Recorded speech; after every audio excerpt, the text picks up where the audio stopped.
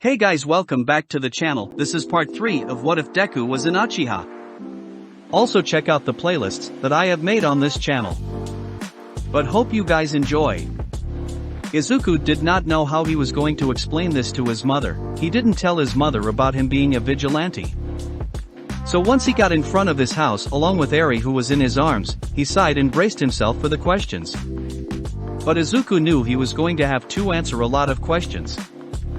And for school he goes to Aldera High School. He just sends a shadow clone there. Our protagonist opened the door to his house, and once he walked into said house he saw Inko there sitting on the couch. She was waiting for Izuku, but she was surprised once she saw the little bean. Inko soon speaks up. "So why do you have a little girl?" She says this with a questioning gaze. "I saw her getting chased by some guy with a bird mask." Inko, hearing this, turns over to Arie and asked if she was alright. Said girl nodded and spoke, albeit wearily. "Yes, I was running away from the bad man," she soon continued. "I was trying to escape and get away." Izuku notices the bandages around her arms and was getting mad at what that implied. Unconsciously his Sharingan activated, but he soon deactivated it. That's when Inko spoke up. "And why do you have bandages?" As she says this she pats her head and was now frowning once she saw that Arie flinched upon her touch.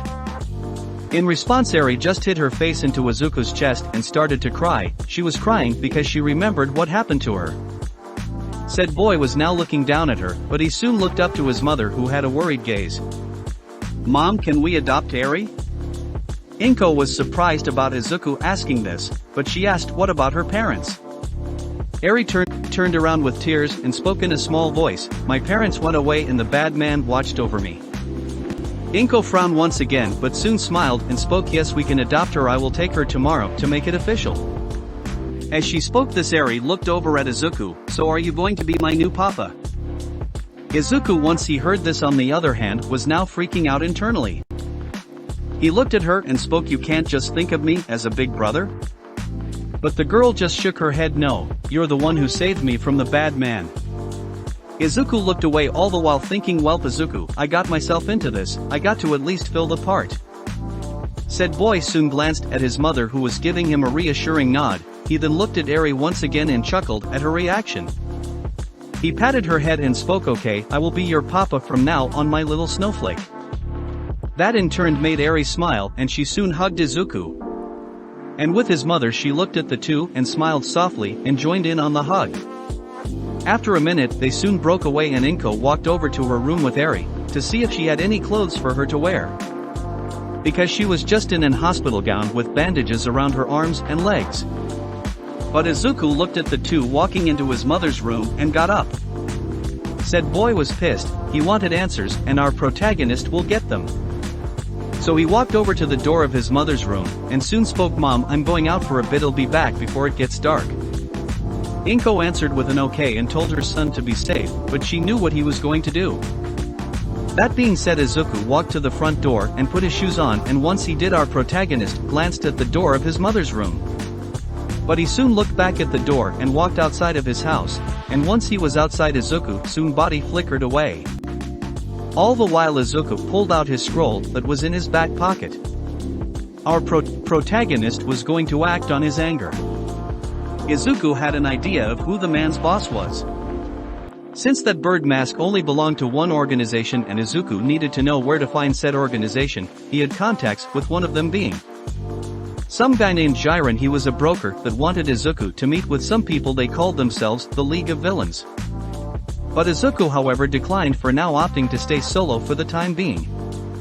Jiren however still stayed in contact with Izuku, and said man was surprised once he got a text from the ghost to meet at a certain place.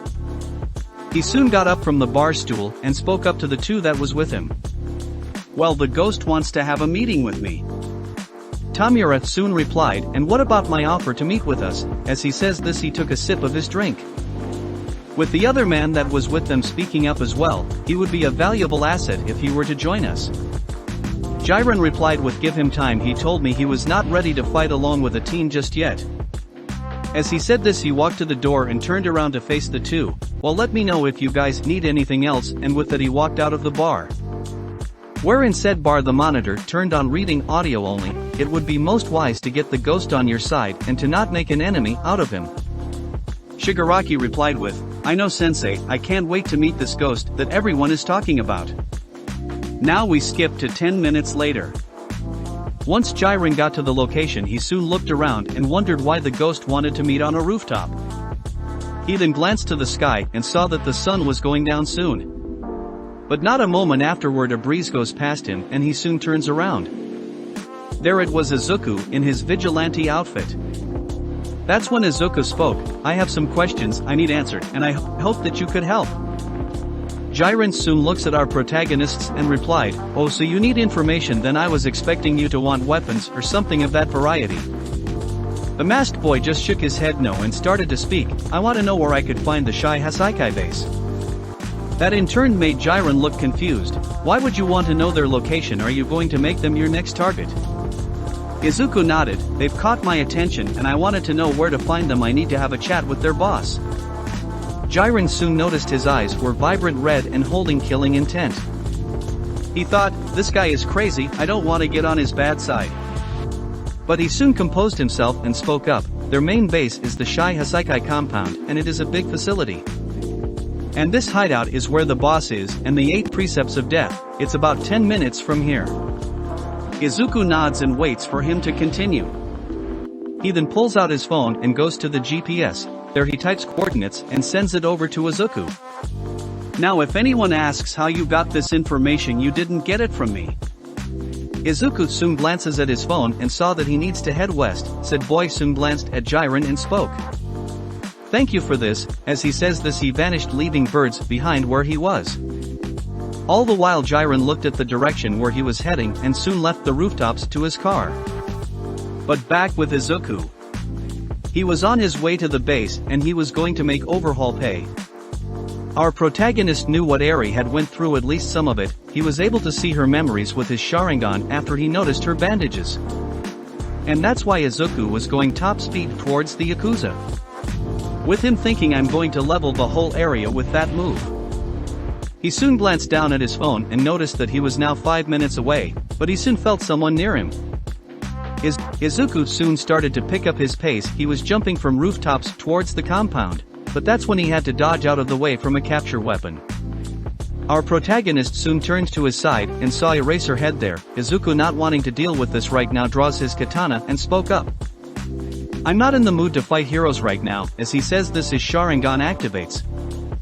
Said hero was surprised, how did you know that I wasn't alone? As he says this a figure lands next to him, that being the number 2 hero Endeavor. Izuku upon seeing him growls, another fake hero. He soon gets into a stance and does hand signs and jumps up above the 2.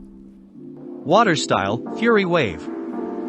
He then launched said attack towards the 2 where Aizawa moved to the side, but Endeavor just stood his ground and shouted Jet Burn and launched his attack towards the water. When the attacks collided it cancelled each other out. That's when Endeavor spoke, you will be captured today, red flash. As he says this he gets into a stance. In response Izuku does more hand signs and shouts fire style, Phoenix Flower Jutsu. He then sent the fireballs towards Aizawa, which made said hero dodge to the side, and with that Endeavor rushed forward.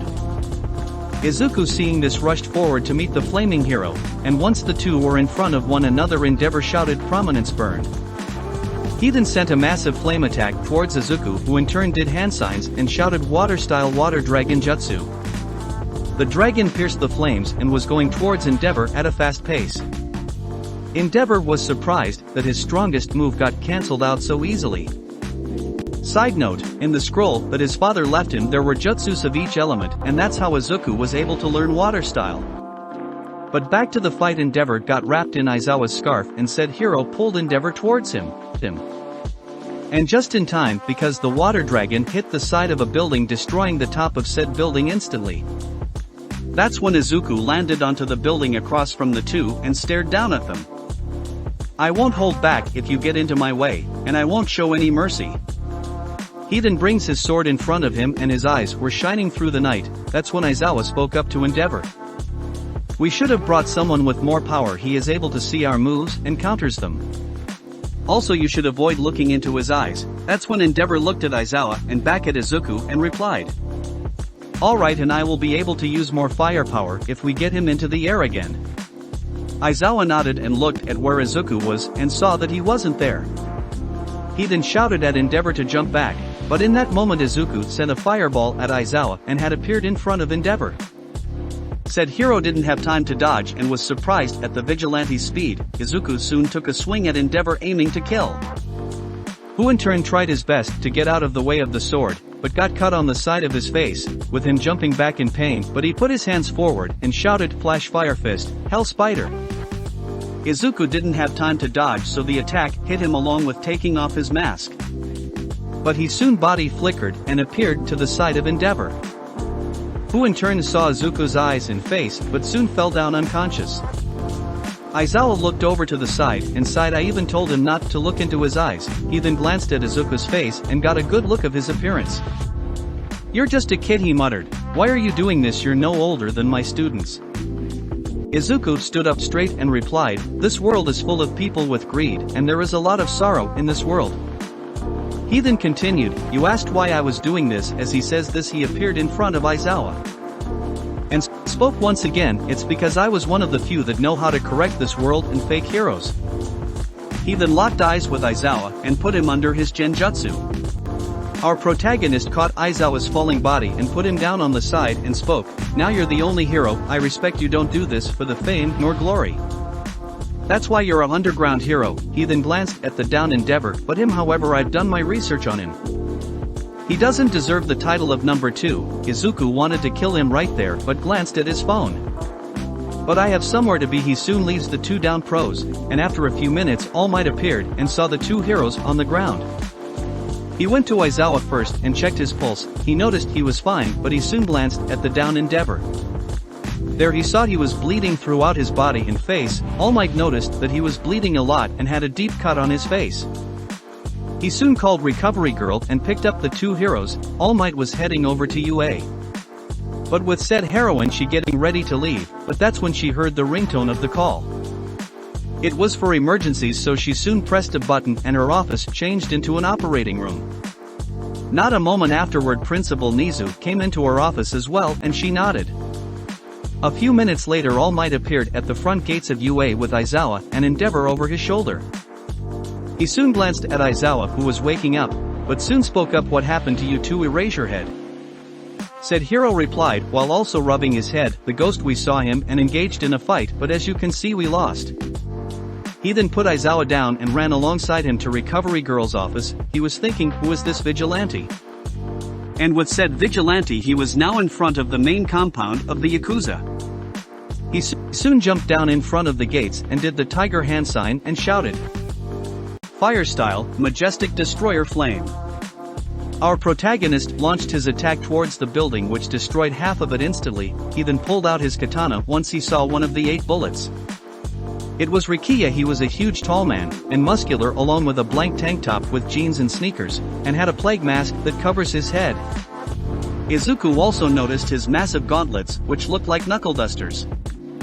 He then glanced behind him and saw that the other Yakuza were rushing out besides Rikiya. Izuku, however, sheathed his katana and did hand signs, all the while rushing forward. That being ox, rabbit, and monkey. He then moved his right hand to the side, and there you can see lightning. The Yakuzas rushed forward as well and noticed how his move sounded like 1,000 birds. Izuku then appeared in front of Rikiya and launched his hand forward, all the while shouting Chidori. He dodged out of the way from a strike, but his attack connected. Izuku aimed at his heart and made the large man's body fall down in a thud, with Izuku landing on top of him. Our protagonist pulled his hand out of the man's chest and grabbed his katana. "Now who else wants to dance?"